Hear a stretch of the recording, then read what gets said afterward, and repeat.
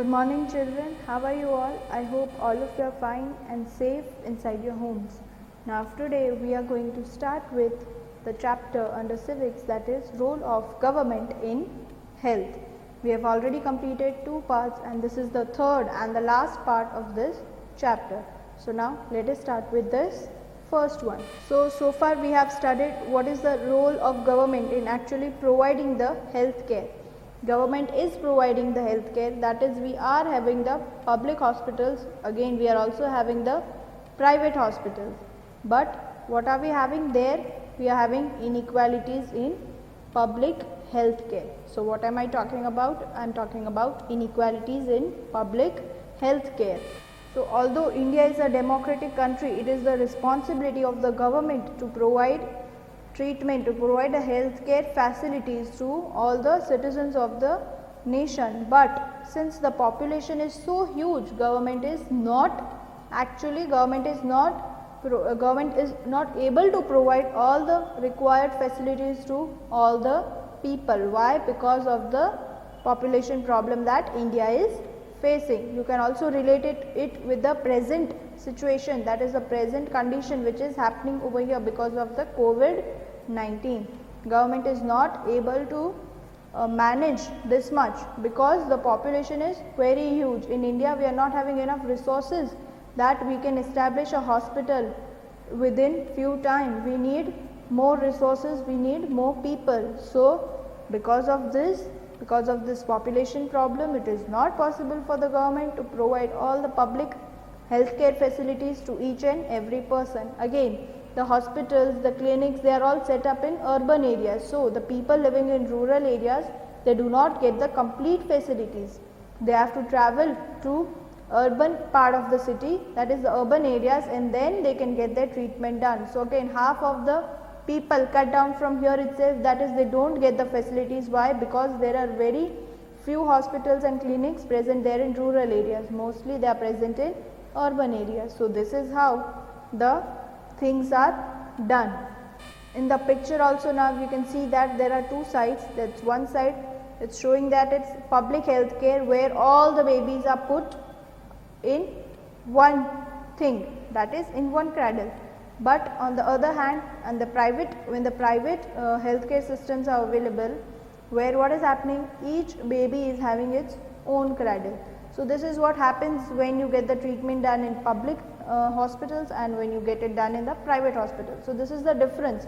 Why? Because government is not able to match its actions with the present population in India. So this is the difference between the private healthcare and the public healthcare. Now we will move to the next part, that is private hospitals are providing no doubt the best services, but they are charging also very high, which is not possible for each and every Indian to afford it.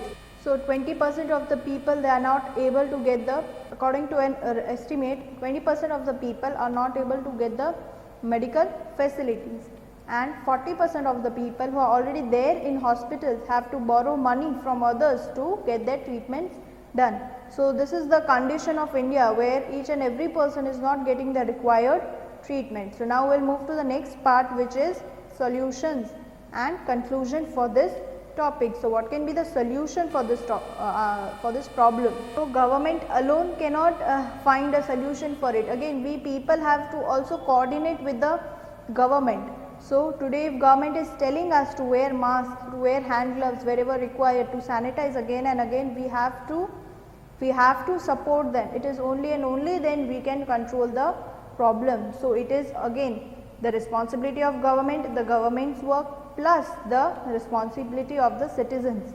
So when government and citizens both are combined, then and only then we can get a good healthcare system established in India. So now we will study the experiences of two places, that is Kerala and Costa Rica approach, where it is known that in Kerala 40% of its budget was given to the healthcare facilities, to the required things. So that is the funding was given over there, and as a result it was found that there is proper water supply, there is good education system, also good healthcare facilities given to it. So this was the Kerala experience where a positive result was found out. After that we have is Costa Rica approach, in which There were also a budget allocated to the army section, but that money was given to then the healthcare system. So again it was also more beneficial, and it had also given the positive results, like there was good healthcare system established, there was a healthy environment, there were good education, schools. So all of it is what? So that money which was supposed to be allocated somewhere else was given to the it was given in the required projects, and which has given a positive result out of it. So what are we talking about? We are talking about a good health care system, where it is important that we don't have much population in the nation, but it is important we have a healthy population. So healthy population is important. So like this it seems. Now like this it happens around in India. Again you can also consider the situation of COVID-19.